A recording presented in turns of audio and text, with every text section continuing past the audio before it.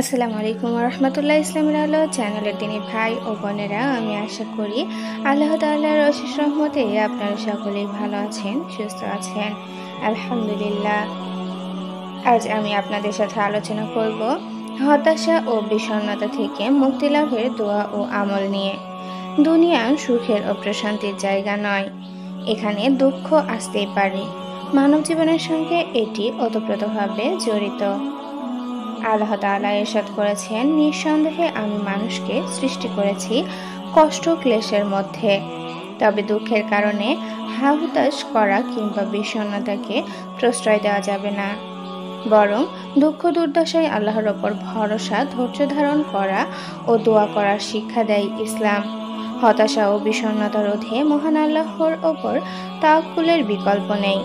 এতে মানসিক প্রশান্তি নেমে আসে। ইরশাদ হয়েছে, যে ব্যক্তি মহান আল্লাহর প্রতি তাওয়াক্কুল বা ভরসা করে তার জন্য আল্লাহই যথেষ্ট। সুতরাং যে ব্যক্তি দুনিয়ায় সর্ব অবস্থায় মহান আল্লাহর প্রতি তাওয়াক্কুল করতে জানে তার জন্য কোনো চিন্তা নেই। হাদিসে কুদসিতে আল্লাহ তাআলা ঘোষণা করেন, আমি সেরূপ যেরূপ বান্দা আমার প্রতি ধারণা রাখে। দুঃখ, হতাশা, অভাব, অনটন, বিপদ আপদে তাকদীরের ওপর বিশ্বাস থাকলে মানসিক চাপে ভুগতে হয় না।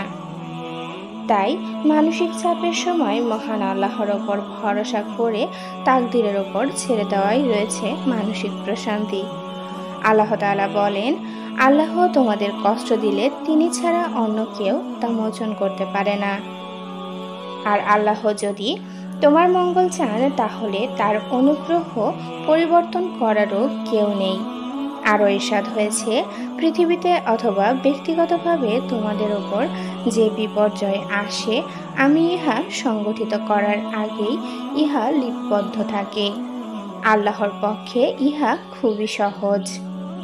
প্রিয় নবী সাল্লাল্লাহু আলাইহি সাল্লাম যে কোনো ধরনের চিন্তা, উৎকণ্ঠায় আল্লাহর সাহায্য প্রার্থনার ছোট্ট একটি দোয়া নিয়মিত পড়তে বলেছেন। দোয়াটি হলো, হাসবিয়াল্লাহু লা ইলাহা ইল্লা হুয়া আলাইহি তাওয়াক্কালতু ওয়া হুয়া রব্বুল আরশিল আযীম। হযরত আবু দারদা রাদিয়াল্লাহু আনহু বর্ণনা করেন, যে ব্যক্তি পেরেশানি ও উৎকণ্ঠায় এই দোয়াটি সকাল সন্ধ্যায় 7 বার পড়বে, ওই ব্যক্তিকে মহান আল্লাহ তাআলা দুনিয়া ও পরকালের সব পেরেশানি থেকে হেফাজত করবেন। চিন্তা ও পেরেশানির সময় রাসূল সাল্লাল্লাহু আলাইহি ওয়াসাল্লাম আরেকটি দোয়া পড়তেন। বিশেষভাবে দোয়াটি হলো, আল্লাহুম্মা ইন্নী আউযু বিকা মিনাল হাম্মি ওয়াল হাজনি ওয়াল আজজি ওয়াল কাসালি ওয়াল বুখলি ওয়াল জুবনি ওয়া দালাই দাইনি ওয়া কাহরির রিজাল। এছাড়াও দুঃখ, হতাশায় মানসিক প্রশান্তির জন্য কোরআন তিলাওয়াত অন্যতম একটি আমল। রাসূল সাল্লাল্লাহু আলাইহি ওয়াসাল্লাম কোরআন পাঠের মাধ্যমে প্রশান্তি অনুভব করতেন। মনে রাখতে হবে, সব রকম বিপদ, মুসিবত ও দুঃখ দুর্দশায় মুমিন ব্যক্তিকে ধৈর্যের প্র্যাকটিস করতে হবে। ধৈর্য ধারণ করতে পারলে সব অবস্থায় প্রসন্ন থাকা যায়। খুব পেরেশানি ও সংকীর্ণ অবস্থাতেও জীবন থেকে হতাশা হতে হয় না। পবিত্র কোরআন ও হাদিসের জায়গায় জায়গায় ধৈর্য ধারণের নির্দেশনা দেওয়া হয়েছে। পবিত্র কোরআনের এক জায়গায় এসেছে, নিশ্চয়ই আল্লাহ ধৈর্যশীলদের সঙ্গে আছেন।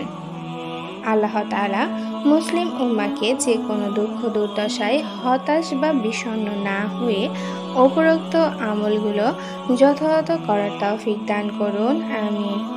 আজকের মতো আমি এখানে বিদায় নিচ্ছি। সকলে ভালো থাকবেন, সুস্থ থাকবেন। আল্লাহ হাফেজ।